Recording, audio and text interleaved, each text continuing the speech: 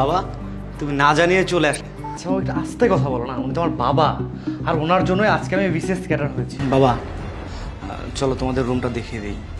ও চল, ওঠো বাবা। বাবার ভাই একটা থাক। আমি বুঝতে পেরেছি তোমার দ্বারা সম্ভব না, যা করার আমিই করছি। আমি তোমার বাবাকে বাড়ি থেকে বের করছি। বাবা, তুমি না জানিয়ে চলে আসলে, বলে আসতে পারতে। হয়েছে কি ভাইজান, বাবার তো অবস্থা অনেক খারাপ। এখন আর আগের মতো হাঁটতে চলতে পারে না, কথাও কেবার পারে না ঠিক মতো। দিনকে দিন যে অবস্থা হইতেছে, আমার গ্রামে যে মকবুল ডাক্তার হেরে দেখাইছি, মকবুল ডাক্তারে কইলো এখন আর গ্রামে দেখায় কোনো লাভ হইব না, কইছে শহরে লয়ে যাবার লেগে। ঢাকা শহরে তো তুই আসস, এর লেগে সোজা আয়া বললাম কল দেওয়ানোর আর কি কাম, তোর ঘর কি আমঘর আর ফর্মালিটি মেনটেন করা লাগবো ক। আর টাকা পয়সারও তো একটা ব্যাপার স্যাপার আছে, এতো আর আমরা দিতে পারতেছি না, তোরে দেখা লাগবো কষ্ট করে, এর লেগে লই এলাম সোজা। হ্যাঁ, আমি তো দিব। শোনো, তোমার সাথে আমার কথা আছে, ভিতরে চলো। আচ্ছা তোর বস, আমি একটু বাবা আমি একটু আসতেছি। বউটা খুব সুন্দর আছে না রে?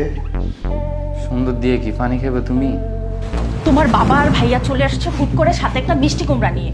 আর তোমার কি মাথা ঠিক আছে?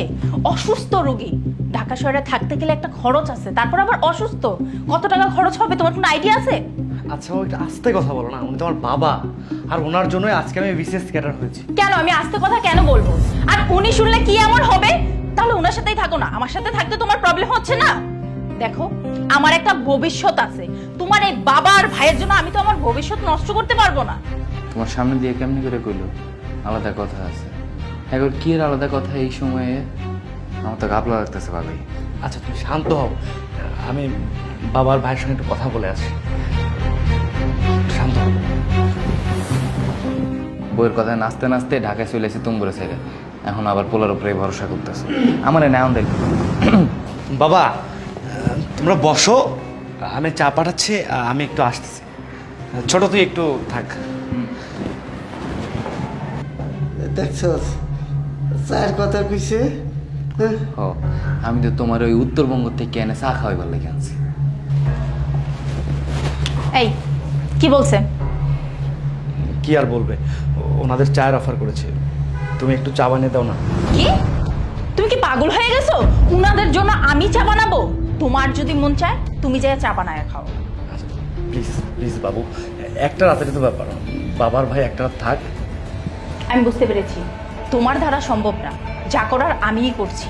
আমি তোমার বাবাকে বাড়ি থেকে বের করছি।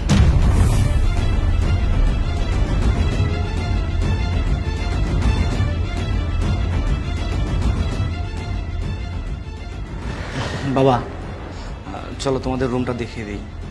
ও চল, ওঠো বাবা, আয়।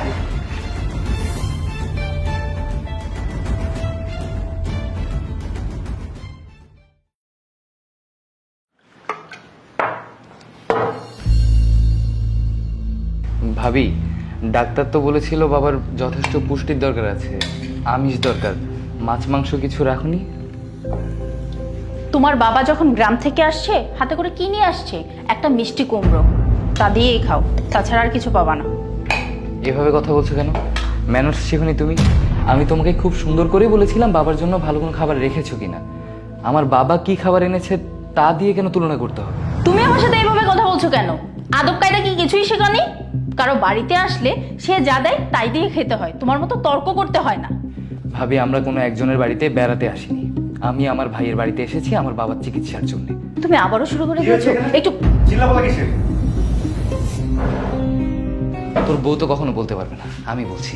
কি রান্না হয়েছে দেখ, তুই জানিস না বাবার এখন কেমন খাবার প্রয়োজন? এই তুই এভাবে কথা বলছিস কেন বেয়াদবের মতো? কার সাথে কিভাবে কথা বলতে হয় এটা বুঝিস না? কার সাথে কিভাবে কথা বলতে হয় মানে? আরে থাম না, তোরা কি শুরু করলি বলতো? বাবারে চুপ কর। বাদ কেন দিব বাবা, তুমি চুপ থাকো। তোমার এই ছেলেকে তো মানুষ করতে পারোনি, গিয়ে বউয়ের চেলা হয়ে গেছে। বাবা তুমি চুপ থাকতে পারবে, আমি পারবো। একদম চুপ। হ্যাঁ, বড় ভাইয়ের সঙ্গে কিভাবে কথা বলতে হয় এটা তুই ভুলে গেছিস? দেখো বাবা দেখো, তোমার ছেলে বড় ভাইকে হাত তুলছে। তুই যদি আমার বড় ভাই না হতি না, হাতে তোর গাল লাল করে ফেলছি। তোমার ছেলে দেখছো বড় বড় কথা শিখেছে, বড় ভাইয়ের গায়ে হাত তুলবে বাবা। তুমি তোমার ছেলেকে এই শিক্ষা দিয়েছো? এই বড় কথা তুই শিখিসনি? বাবার সাথে কিভাবে ট্রিট করতে হয় সেটা শিখিসনি? আজকে তুই যে জায়গায় আছিস সেটা শুধুমাত্র বাবার জন্য।